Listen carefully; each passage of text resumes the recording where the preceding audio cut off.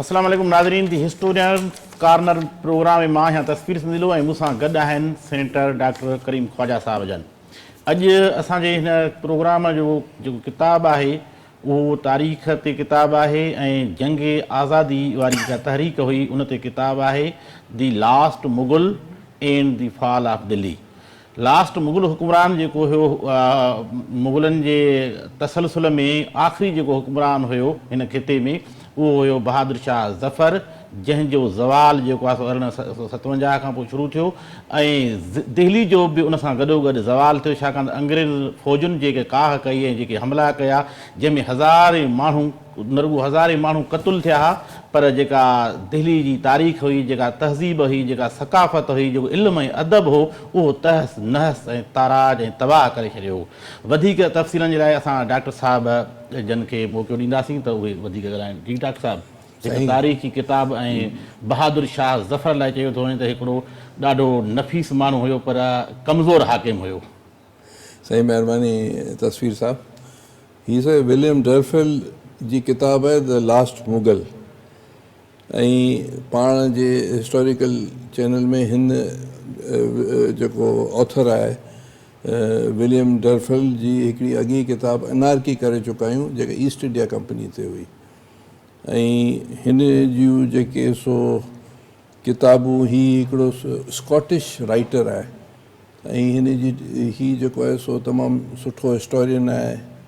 इलाही हिन तहक़ीक़ी किताब लिखियूं आहिनि ऐं मसलन उन जूं जेके किताबनि में आउं नाला वठां, हिकिड़ो आहे पंहिंजो the city of djinns year in Delhi, ॿियो आहे जो आहे from holy mountain, the age of Kali, white Mughal, the last Mughal जेको पाण कयूं पिया ऐं 9 life in search of sacred in modern India, return of king, the writer's eye, Kohinoor, anarchy, the golden route, how ancient India transform the world. इहे जी किताबूं आहिनि। हिन जो जग मशहूरु किताब आहिनि, ही तमामु सुठा किताब आहिनि ऐं हर किताब जी हिकिड़ी पंहिंजी नोयत आहे। हिन जो फर्ज़न बि सुठो राइटर आहे, उन जी किताबु आहे, उन जे छोकिरे जो नालो संदसि पुट जो नालो विलियम डर्फेल जो आहे, सैम डर्फेल। हिन जी जेका लेटेस्ट अॼुखां 6 महीना साल पहिरीं किताब अची चुकी आहे, shattered land, 5 partition and making of modern Asia, इहो बि पाण प्रोग्राम करे चुका आहियूं। सो हाणे आउं तव्हांखे ॿुधाईंदो त हीउ जेको राइटर आहे इहो रिसर्चर बि आहे, स्टोरी राइटर बि आहे ऐं ट्रेवलॉग बि आहे ऐं ॿियूं हिन में इलाही सुठी ख़ुशूसियत आहिनि। हिन किताब खे हिन ठाहिण जे लाइ कुझु 6, 7, 8 साल हिन महिनत कई।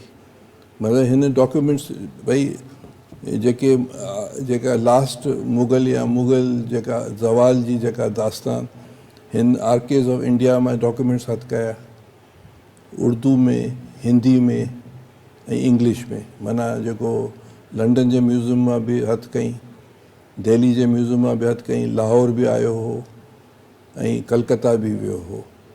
त हिन जेको उन वक़्तु जेके बि करस्पॉन्डेंस उर्दू में या हिंदी में या इंग्लिश में ठहियूं हुयूं उहे सभु हिन ॾिठियूं आहिनि ऐं उन खां पोइ उते जे माण्हुनि सां मिली करे इहा तहक़ीक़ करे हिकिड़ी किताबु आंदी आहे, डॉक्यूमेंटेड आहे प्योर।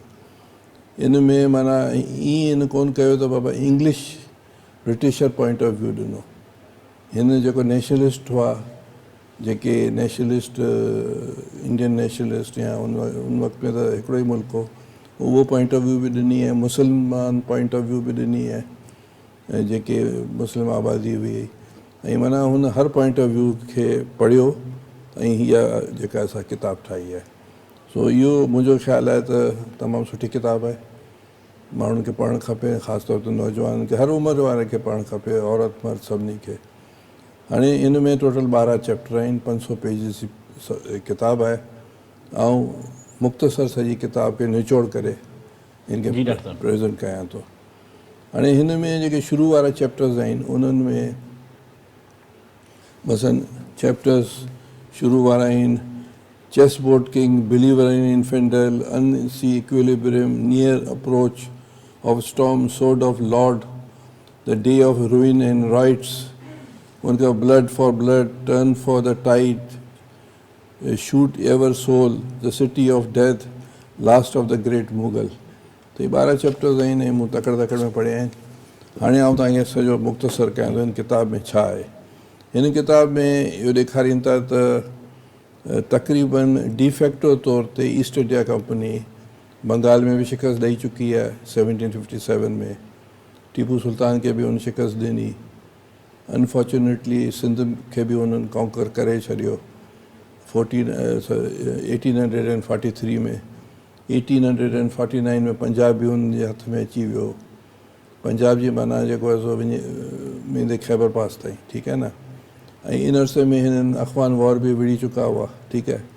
इन अरसे में मुख़्तलिफ़ जेके साउथ स्टेट्स आहिनि उन्हनि खे बि हिननि, हाणे बाक़ी वञी दिल्ली बची वियो हो हिननि वटि।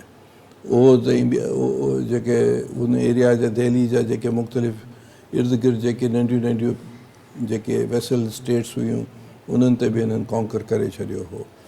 हाणे हिननि इहो लॉ आंदो त बाबा जेको आहे सो जेको बि बादशाह मरी वेंदो उनजो जेको हेयर थींदो उहो ब्रिटिश डिसाइड कंदा आहिनि, नंबर जेको वॾो हूंदो उहो ई थींदो। इहो हिननि हिकिड़ो फ़ैसिलो कयो। बाक़ी फाइनेंशियल पावर कोन हुआ, हिन जी हुकुमरानी सिर्फ़ु रेड फोर्ट ताईं हुई। अच्छा, इन में वरी हिननि जो जेके मुग़लनि जी जेके शाही ज़िंदगी जा तरीक़ा ॾेखारीनि था की हीअ सुबुह जो केॾी महिल उथंदा आहिनि, जंहिंमें बहादुर शाह समेत।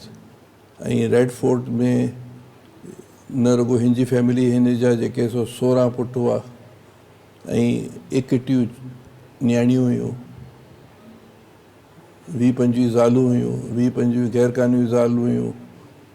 उन रेड फोर्ट में न रुगो हिन जी फैमिली, उन जा ॿार, पर इन जा जेके वॾा जेके एंसेस्टर हुआ बादशाह, उन जा ॿार, उन जा पोटा, इहे सभु रहंदा हुआ। जेके बादशाह न हुआ उहे कसम पोसी जी हालत में हुआ, जेके बादशाह हुआ सुठी पोज़ीशन में हुआ। पोइ हीअ ॾेखारींदा त सुबुह जो ई उथनि था ॿारहें हिकु दारे, पोइ कीअं नाश्तो था कनि, कीअं हिननि जेको आहे सो कपिड़ा चेंज था कनि, नाश्ते में छा छा खाईंदा आहिनि। पोइ 2 पेरनि जी जेका 4-5 बजे मानी खाईंदा आहिनि उहो छा कंदा आहिनि। पोइ हुन जा राग जी ऐं कवाली जी ऐं डांसिंग महफ़िल शुरू थींदी आहे। वॾो तस्वीर कशी कई आहे। माना जेका रूटीन आहे हुननि जी रूटीन जी ज़िंदगी हा, ऐं प्लस मसरूफ़ियतूं जेके आहिनि। ऐं जॾहिं जवान हो तॾहिं हीउ शिकार कंदो हो, पर हीउ जेको आहे सो दिल्ली खां थोरो 8-10-15-20 किलोमीटर खां परे वियो ई कोन हो। बसि हीउ सुठो शाइर हो, कैलीग्राफर हो, ॻाइण वॼाइण हो, नफ़ीस माण्हू हो। बहादुर शाह ज़फ़र जी ॻाल्हि पिया कयूं। पोइ छा थींदो आहे जो इहो हिन जी कार्य ज़िंदगी हलंदी पई आहे, शयूं हथनि मां बि वेंदियूं आहिनि। मुग़ल सल्तनत खे लॻभॻि 350 साल थियण वारा हूंदा आहिनि, माना बाबर खां वठी हेल ताईं। ऐं उनखां पोइ जेको आहे सो इहो थींदो आहे त ऑल ऑफ सडन जेके ईस्ट इंडिया कंपनी जा जेके सिपाही हूंदा आहिनि, CPOs जेके चवंदा आहिनि, उन में ऑल ऑफ सडन हिकिड़ी हीअ जेका बग़ावत ठही हुई 1857 जी, इन में मेजर किरदारु जेको आहे सो हिंदू धर्म सां तालुक़ु रखंदड़ सिपाहियुनि स्टार्ट कयो हो। ऐं उनखां पहिरीं मंगल पांडे जेको बंगाल में जेको आहे सो वॾो हिकिड़ो सिपाही हो जंहिंखे हुन बग़ावत कई, उनखे मारियो वियो। उहो कुझु अर्सो पहिरीं जी ॻाल्हि आहे, माना 6-8 महीना पहिरीं, जंहिं ते फिल्म बि आई आहे बॉलीवुड जी। उन खां पोइ जेको आहे सो जेको CPOs आहिनि, जेके मेरठ दिल्ली खां कुझु 50-100 किलोमीटर पहिरीं को शहर आहे मेरठ, जेको हीअं पाण वटि मेरठ कबाब वारा आहिनि, त उते त उते बग़ावत शुरू थिए। उते हिंदू जेके सो सिपाहियुनि कई बग़ावत, CPOs। ऐं उन में इहो प्रोपेगेंडा थियो त जेको हिकिड़े का नई बुलेट आई आहे, उहो बुलेट खे खोलण जे लाइ उनखे ॾंदनि खां अलॻि करिणो पवंदो हो। त इहो हो त बाबा हिंदू जेके आहिनि, जेके बुलेट्स पियूं मिलनि, उन में काऊ जो गोश्त हो, ऐं मुसलमाननि खे लाइ हो त उन में पिग जो गोश्त हो। इहो हिकिड़ी ॻाल्हि प्रोपेगेंडा थी। उनखां पहिरीं जी ॻाल्हि इहा आहे त एंजेलिव क्रिश्चियनिटी जी पाण वटि शिया सुनी आहे, त एंजेलिव क्रिश्चियनिटी जो हिकिड़ो सेक्ट आहे, उहो इन्हनि ते प्रीच ईस्ट इंडिया कंपनी उहो अची हुन जा जेके राहिब या पादरी हुआ उहो कन्वर्शन करण जी कोशिशि कई, उन ते बि रिसेंटमेंट हुई हिंदुनि में बि मुसलमाननि में बि। ऐं हीउ जेको इवेंट थियो उन में चीज़ अञा ख़राबु थी। इहा जेका ख़राबु थी त हिननि जेको आहे सो मेरिट में जेको आहे सो अंग्रेज़ जेके ऑफिसर्स हुआ उन्हनि खे हिननि मारे छॾियो, जंहिंमें मेजॉरिटी हिंदुनि जी हुई ऐं उहो बि बंगाल सां वधीक तालुक़ु रखंदड़ हुआ किताब जे हिसाब सां। उहे वरी आया दिल्ली आया त बादशाह सुबुह जो उथी करे नाश्तो करे जमुना जे किनारे ते वेही करे ॾिसे पियो, इंजॉय पियो करे, त ख़बर पए थी त बाबा इहे के सिपाही पुॼनि पिया, उहा अफ़रा तफ़री शहर में वेही हिन पंहिंजे माण्हुनि खे मोकिलियो।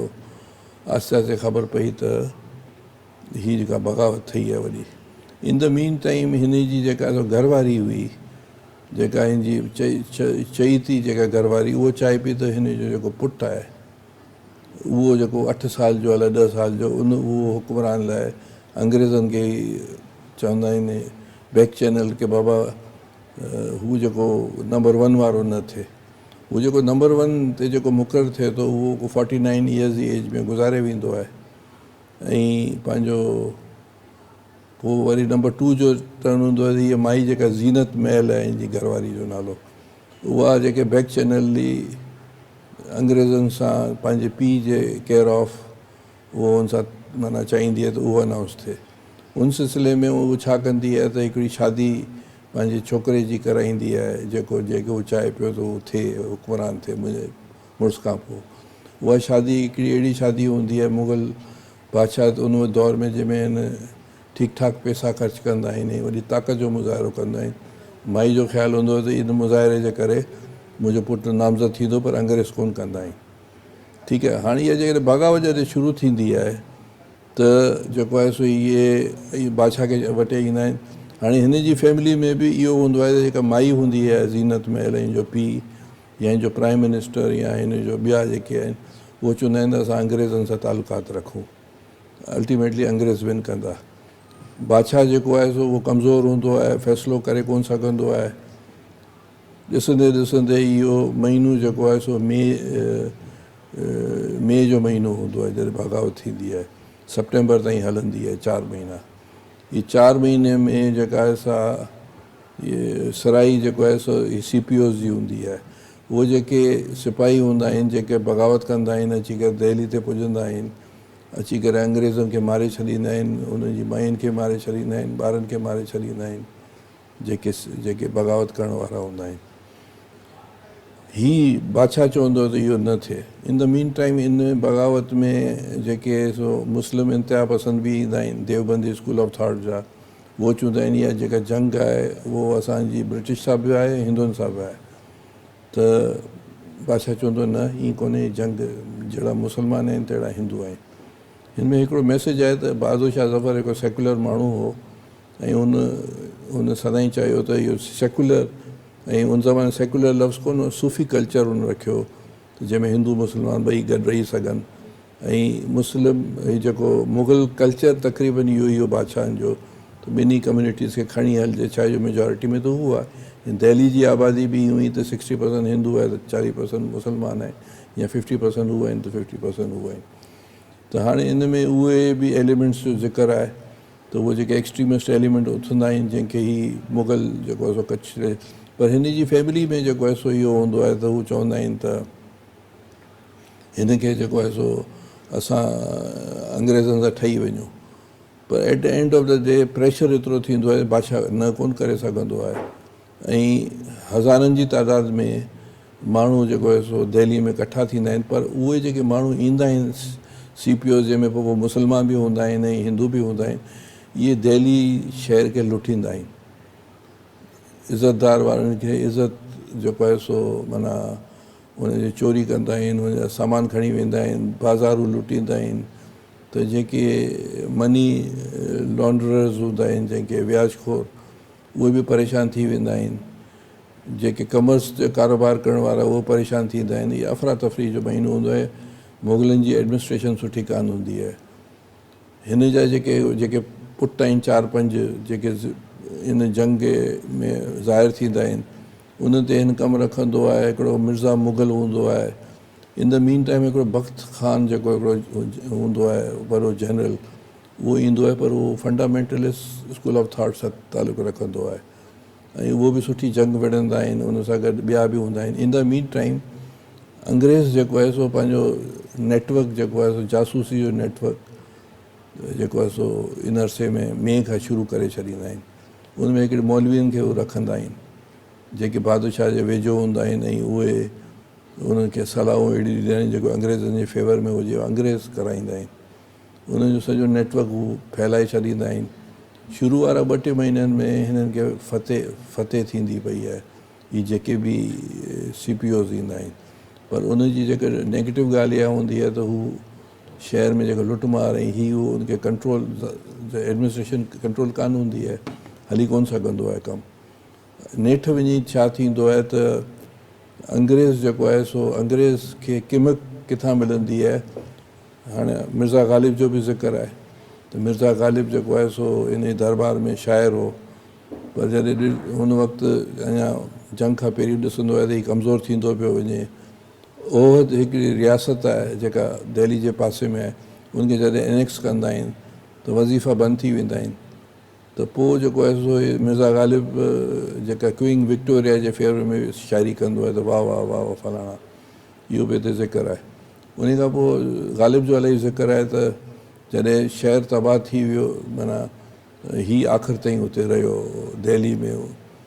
अच्छा, हिन खां पोइ जॾहिं हीउ ॾिसंदा आहिनि त पंहिंजो अंग्रेज़ जो नेटवर्क हुनखे ॿुधाईंदो आहे त हाणे अटैक कजे, त हीअ अटैक कंदा आहिनि। ॿियो त हीअ साम्हूं खां अटैक कंदा आहिनि जेके मुग़ल फ़ौज हूंदी आहे, ऐं हू जेके सो फ़ौज जंग में त पोयां खां बि थींदो आहे, उन्हनि खोड़ कंदा आहिनि। अंग्रेज़ पोयां खां बि कंदा आहिनि। पोइ माना सेप्टेंबर में हिननि खे इन खां पहिरीं मनसूम अची वेंदो आहे, त इन करे जंग थोरी थधी थी वेंदी आहे।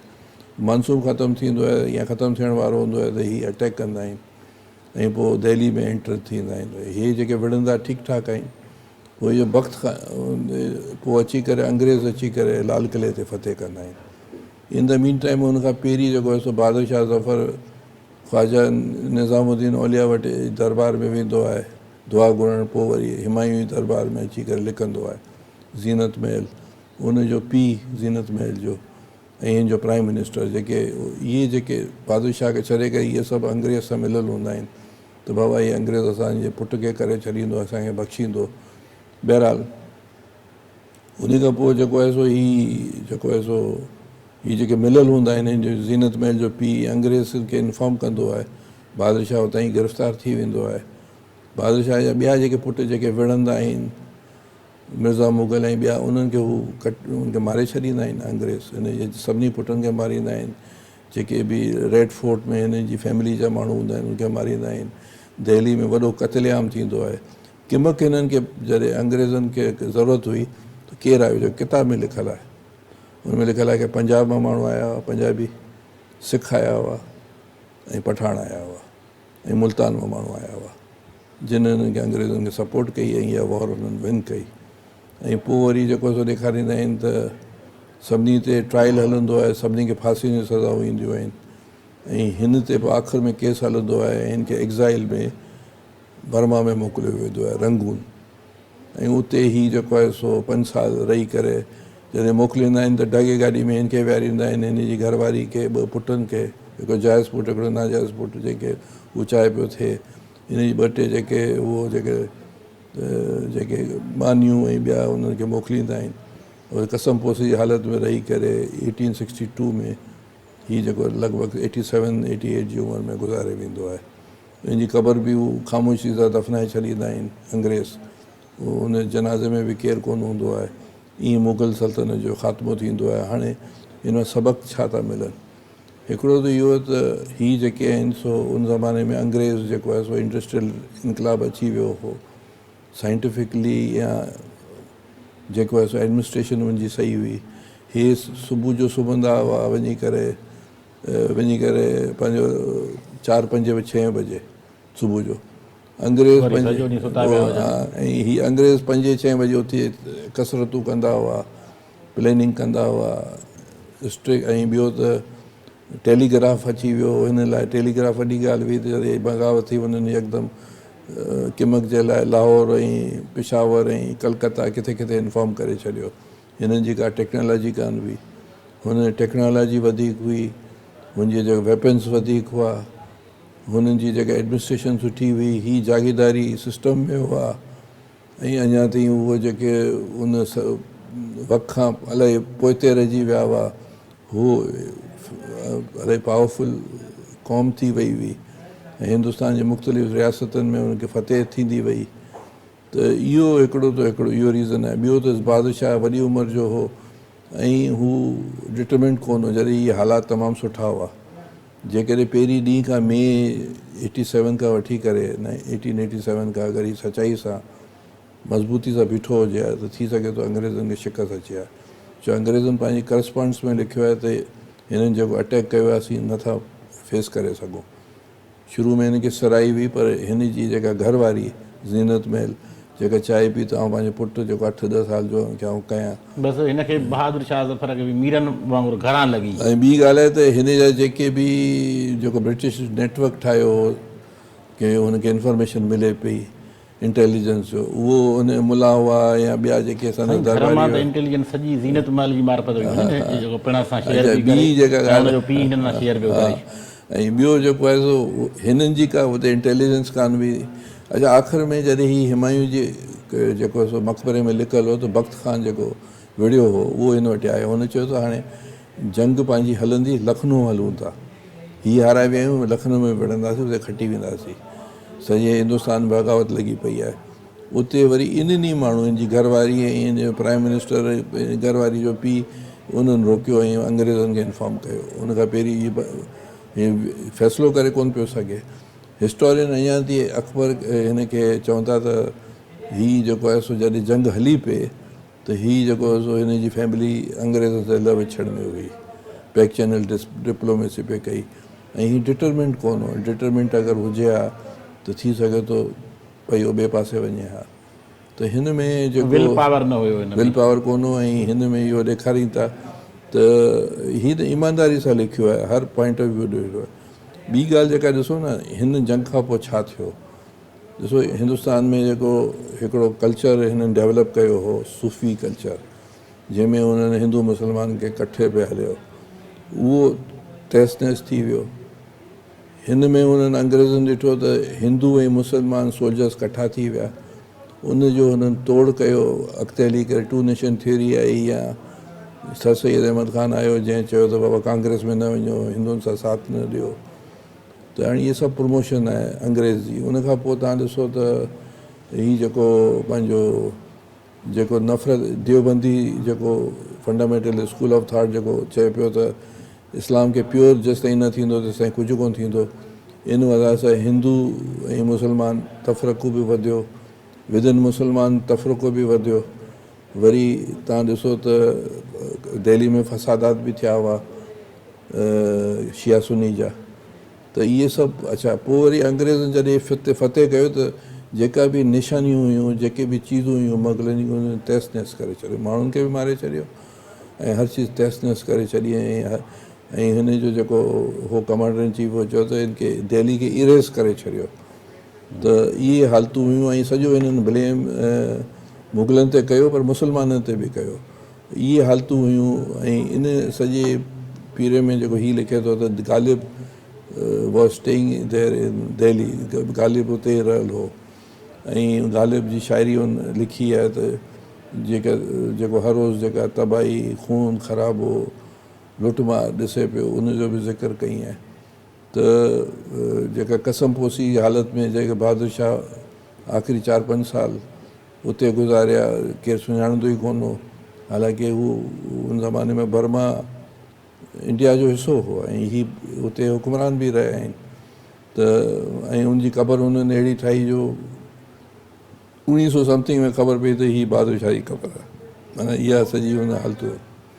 त इहो हिकिड़ो तमामु सुठी किताबु आहे की ज़वाल क़ौमनि जा, ख़ानदाननि जा, डायनेस्टीज़ जा, उहो कीअं थींदा आहिनि ऐं जेको आहे सो रेज़िस्टेंस अगरि माण्हू न कंदो आहे, तयारी न कंदो आहे।